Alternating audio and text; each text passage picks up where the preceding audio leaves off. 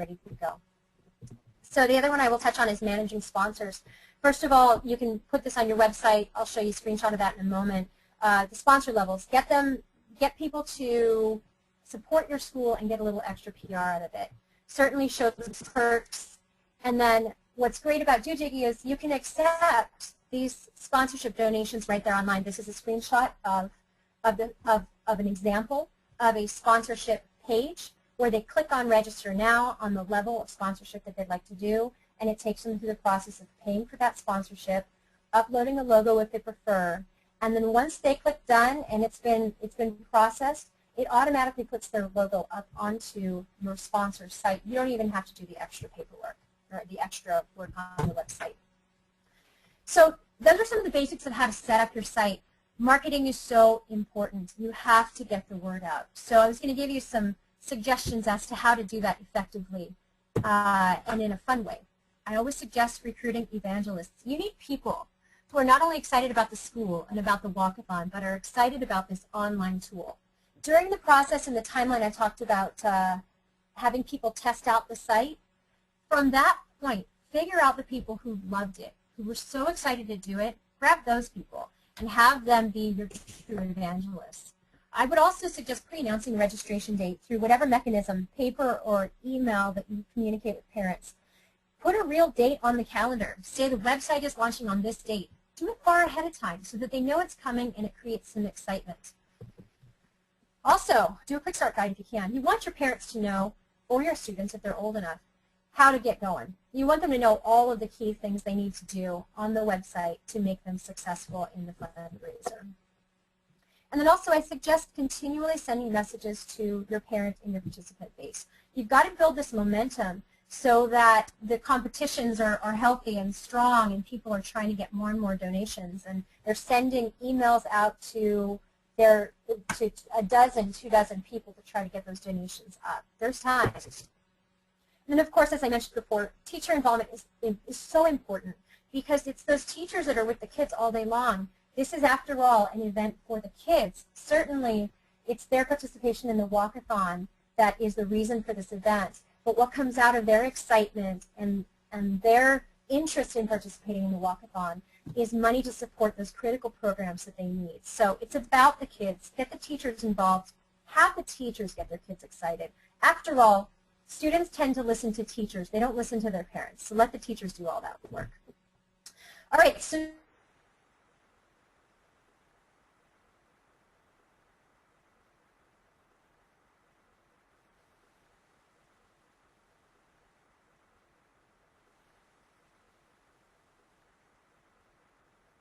hey everybody, this is Carrie. Hold on, let me try to find out what's going on with Suzanne's volume. Suzanne, are you there? yes. We lost you on the last screen, your volume. Okay. Just on this one, just on the donor when you switched here. So maybe start at the first bullet on this screen. Oh, sure. Can you hear me now? Yes. Okay, great, awesome. So I will start back on this screen. So about getting the word out to the donors. And this is something you want to give direction to your participants or the parents of your participants on this, and give them the right tools to be able to get that word out. So I always suggest thinking global. Don't think about your backyard and your neighborhood. Think about the relative you have across the world, the relative you have across the country, and send an email blast to all of those people that you think might want to support. It's not going to be a really long list for a lot of people. It might be a dozen. It might be some close family, some friends, and some coworkers. But certainly encourage them to send at least a dozen emails out, and possibly 60 or 80. Definitely have them post the request for donation to their Facebook page. What I have noticed in the years that I've done fundraising is that so many people out there want to help. They want to give either their time or their money to a cause that they believe in. And so many people are too busy to go and find that cause. So if you present it to them on your Facebook page where you're not encroaching on their space, it's just published out there, and they see you, or they like your kid, and they want to support a great cause like a school, it's very simple for them to click on that status update in the Facebook bar, get over to the website, and make a pledge literally right at your kid's donation page. So very simple. If you just ask, sometimes people will just do it. They just want to help. Also, don't forget your neighborhood. This isn't about making everything impersonal. You want to keep this as personal as possible. So certainly, walk the neighborhood. Give your kid the experience of asking people for donations and asking for support. When you do that, though, keep in mind how you're going to grab those donations as a parent. Are you going to just hand them a little card, a note that has their webpage on it, or are you going to take the donation and then go back later and log it into your kid's account so that they get credit? Things to consider. And of course, remember your etiquette. I always say, really truly make it personal. Even if you've asked for a donation online or through email, if someone has taken the time and the money to give a donation to your kid's school, send them a personal note. Have your kids sign it or write it out. Pick up the phone and call them and say thank you. It's a great way to teach kids appreciation, and it really helps people to feel connected to a cause. So, in the end, what you want to do, once your walk-a-thon's over, hopefully you've blown away all your numbers and everyone's excited about it, you really need to revisit that ROI, the return on investment calculation, including your actuals. Make sure you were accurate. Maybe you did better than you thought you would. Certainly look at the number of participants, decide if you've got more than you did last year, maybe because of the online presence, and then look at the average participant pledges. You want to see if you've gotten a higher pledge per participant than the year before, likely because of the online presence. And then look at all of these different things. Certainly look at analytics. Figure out where the traffic's coming from. Where are you getting most of your donations? And then the other thing I suggest doing is putting out a participant survey to the parents or to the students if they're old enough.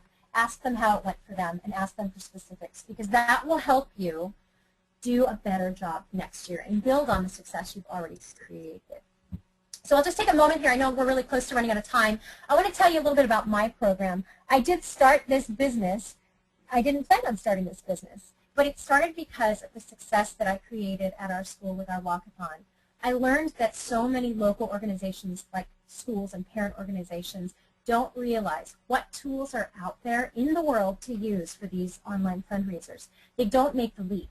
And my job is to help schools and other local organizations use the tools that are out there and get them up and running so that they can make more money off of their current fundraisers or off of new fundraisers than they already do today.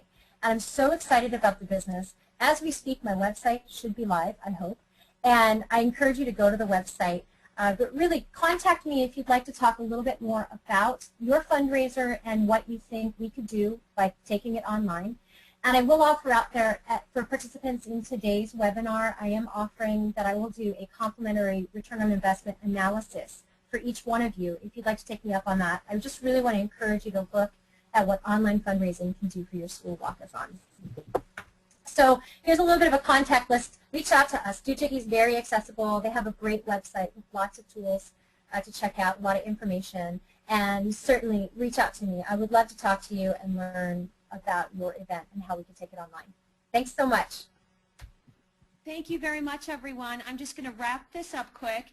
While I'm speaking, if anyone does have any final questions, please raise your hand and we'll go ahead and address those. I want to reiterate, in addition to Suzanne's generous offer to do a free return on investment analysis, DoJiggy also is offering a special right now exclusively for schools, $100 off any of our online fundraising software, and that is good through the end of September. I also wanted to let everybody know that this webinar will be available online on our website, dojiggy.com. If you know any coworkers or friends that would like to, that you think this information would be helpful, or if you'd like to refer back to any of the topics that we've covered today.